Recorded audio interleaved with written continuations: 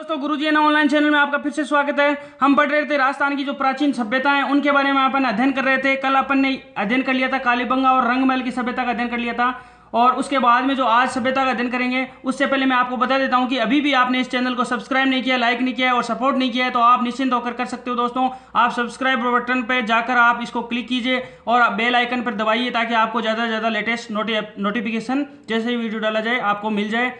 चलिए स्टार्ट करते हैं। जो राजस्थान की जो महत्वपूर्ण सभ्यता में से मानी जाती है उसका नाम है आहड़ सभ्यता। आहड़ सभ्यता, ये सभ्यता 4000 वर्ष पुरानी मानी जाती है और इसको ये उदयपुर में पाई जाती है। ठीक है, उदयपुर में है। और इसका जो प्राचीन नाम है उसका नाम ताम्रवर्ती नगरी भी था। और इसके अन्य नामों की मैं बात कर लेता हूं। इसके अन्य नामों से जाना जाता है। एक तो इसको जाना जाता है बनास सभ्यता।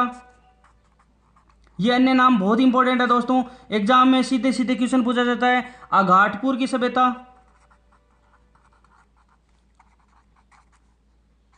ठीक है, ये आघाटपुर की सभ्यता इसलिए बोला गया कि 10वीं और 11वीं शताब्दी में आघाट दुर्ग के नाम से जाना जाता था, इसलिए इसको आघाटपुर की सभ्यता के नाम से जाना जाता है। धूलकोट की सभ्यता, यहां पर कहते हैं एक टीला था और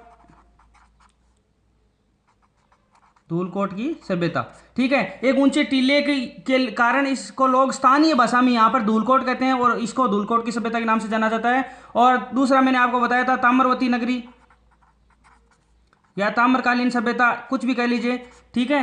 सर्वाधिक तांबे के उपकरण मिले हैं, इसकी वजह से इसको ताम्रवती नगरी बोला गया है। बड़े मृद भांडों की सभ्यता, यानी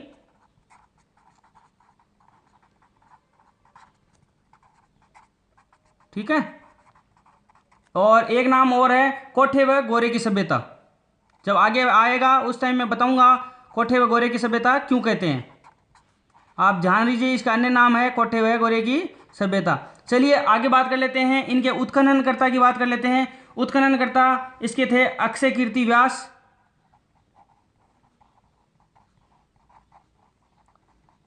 ठीक है। इन्होंने क्या किया था, 1953 के आसपास लघु स्तर पर उत्खनन किया था। उसके बाद में आए थे रतन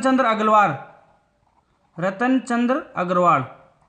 इन्होंने बहुत ही बृहद स्तर पर उत्खनन किया था। 1955-56 में उत्खनन बड़े स्तर पर किया था। और उसके अलावा थे एच.डी. सांकलिया, ठीक है। इस एच.डी. सांकलिया का फुल फॉर्म है, जो पूरा नाम है वो है हंसमुख धीरजलाल सांकलिया, ठीक है। ये थे उत्खननकर्ता इसके। उसके बाद में बात कर लेते हैं, साक्ष्यों की बात करेंगे।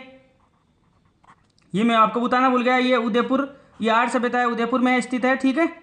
तो आप इसको नक्शे से आपको मैं बता दिया है कि उदयपुर में स्थित है। चलिए बात कर लेते हैं, साक्ष्य मिले हैं, मकानों से एक से अधिक चूल्हे मिले हैं, ठीक है। पहला जो साक्ष्य इंपॉर्टेंट साक्ष्य प्राप्त हुआ है वो एक से अधिक चूल्हे,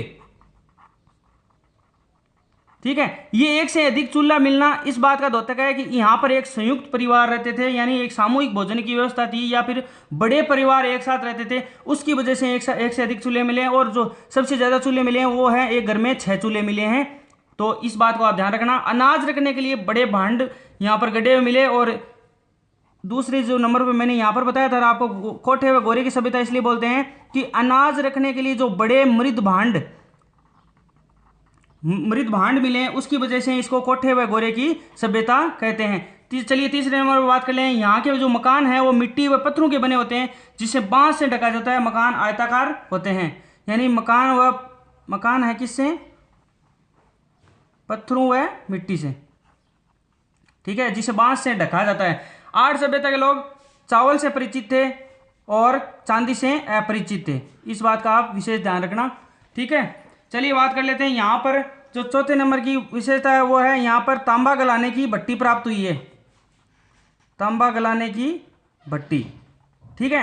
ये तांबा गलाने की भट्टी इस बात का द्योतक है कि यहाँ पर तांबे की वस्तुओं का ज्यादा उपयोग करते थे, या फिर तांबे की यहाँ के लोगों की जानकारी थी। यहाँ पे तांबे के जो उपकरण मिले हैं वो है तांबे की कुल्हाड़ी और अस्त्र, तांबे की 6 मुद्राएं मिली है, 6 मुद्राएं यहाँ पर मिली है। उसके अलावा अंगूठियां मिली है, चूड़ियां मिली है, तांबे की कलाकृतियां मिली है, चदरें मिली है, ये मैंने आपको बोल दिया है, बता दिया है। इसके अलावा ये इंपॉर्टेंट था, ये 6 मुद्राएं वाला था।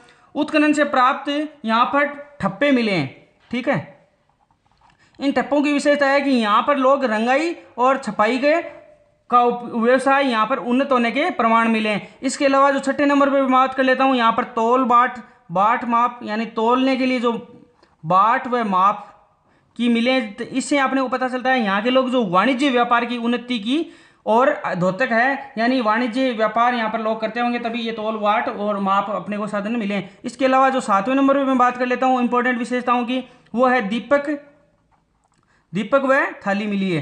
ठीक है, ये इस बात का द्योतक है कि यहाँ के लोग जो आर्य सभ्यता के जो लोग थे वो धार्मिक स्थिति का और संकेत करता है दीपक व थाली मिलना। इसके अलावा यहाँ पर मिले हैं जो मिट्टी के खूब सारे खिलौने मिले हैं, हाथी घोड़े इनके सबके खिलौने मिले हैं, मिट्टी के खिलौने मिले हैं।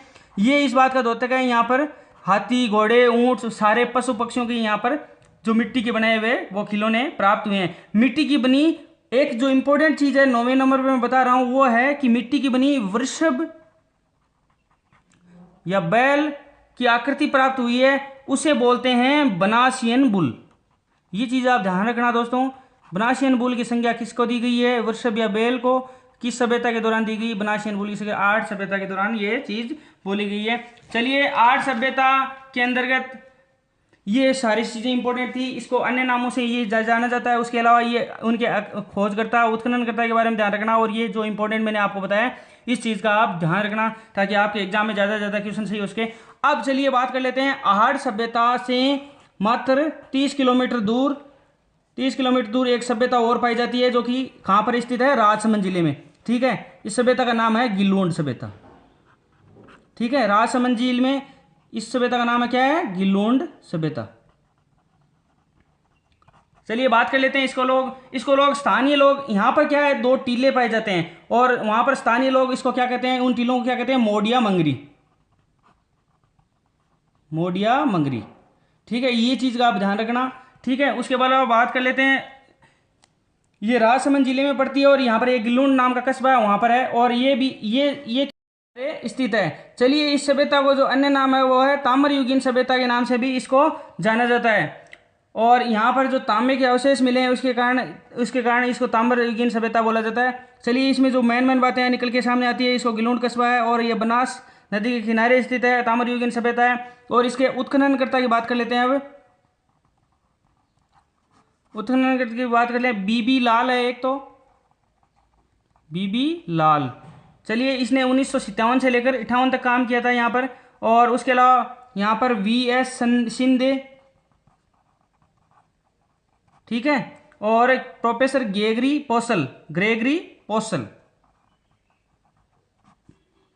पोसल, इन्होंने भी यहाँ पर उत्खनन का कार्य किया था 1998 से 2003 के बीच में।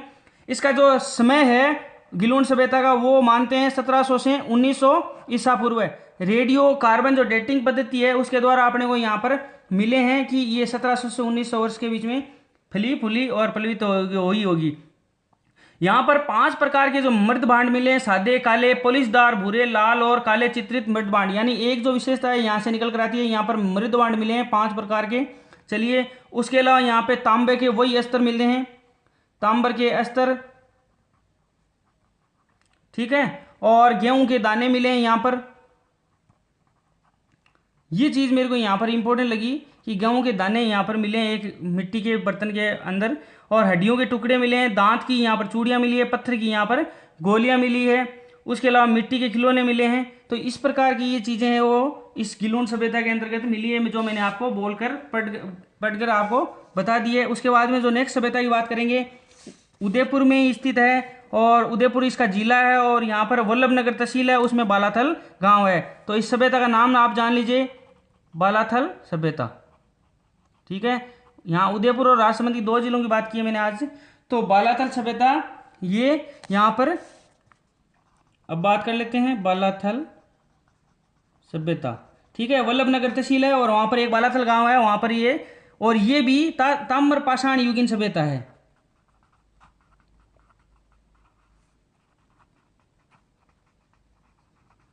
ठीक है, उसके अलावा इसके उत्खननकर्ता की बात कर लेते हैं। एक तो थे VN मिश्र, ये भी उत्खननकर्ता थे और यही खोजकर्ता थे, और इसके अलावा VS शिंदे। तो ये उत्खननकर्ता और खोजकर्ता दोनों थे, और ये वी एस शिंदे उत्खननकर्ता थे। चलिए यहाँ पर जो साक्ष्य मिले हैं वो क्या मिले हैं, वो साक्ष्य ये मिले हैं कि यहाँ पर एक बहुत बड़ा एक भवन मिला है, उसमें 11 कमरे हैं, 11 कमरे का एक भवन मिला है। उसके अलावा यहाँ पर औजार उपकरण तांबे के मिले हैं, औजार व उपकरण वही तांबे के मिले हैं, ठीक है। उसके अलावा यहाँ पर तांबे के जो आभूषण की प्रचुरता मिली है, यानी तांबे के जो आभूषण है उनकी प्रचुरता यहाँ पर मिली है। पशुपालन भी था यहाँ पर, कृषि भी थी, शिकार के अवशेष, ये सारे चीजें यहाँ पर मिले हैं। चलिए ये मोटा मोटी इसमें जो याद रखने वाली बात ये है कि बालाथल सभ्यता कहाँ पर है, उदयपुर जिले में है, बल्लभनगर तहसील है, वहाँ पर बालाथल गांव है, वहाँ पर है। वीएन मिश्र के उत्खननकर्ता और खोजकर्ता थे, ये ताम्रपाषाण युगीन सभ्यता कहलाती है, और वी शिंदे इसके उत्खननकर्ता भी थे। और उसके अलावा जो नेक्स्ट सभ्यता बसती है वही उदयपुर में भी है, उदयपुर में ही है जाडोल की सभ्यता, जाडोल की सभ्यता। चलिए इसमें इतना ही है कि जाडोल की सभ्यता कहाँ पर है, ये उदयपुर में। चलिए आज 4 जो सभ्यताओं की बात कर ली अपन ने, जो पहली थी आर्य सभ्यता, दूसरी गिलोन सभ्यता, तीसरी बालाथल सभ्यता और जाडोल की सभ्यता। दोस्तों अगर ये वीडियो आपको पसंद आए तो नीचे जाके आप कमेंट कीजिए, लाइक कीजिए और इसको सब्सक्राइब कीजिए, सपोर्ट कीजिए और अपने आसपास सफाई रखिए दोस्तों। धन्यवाद।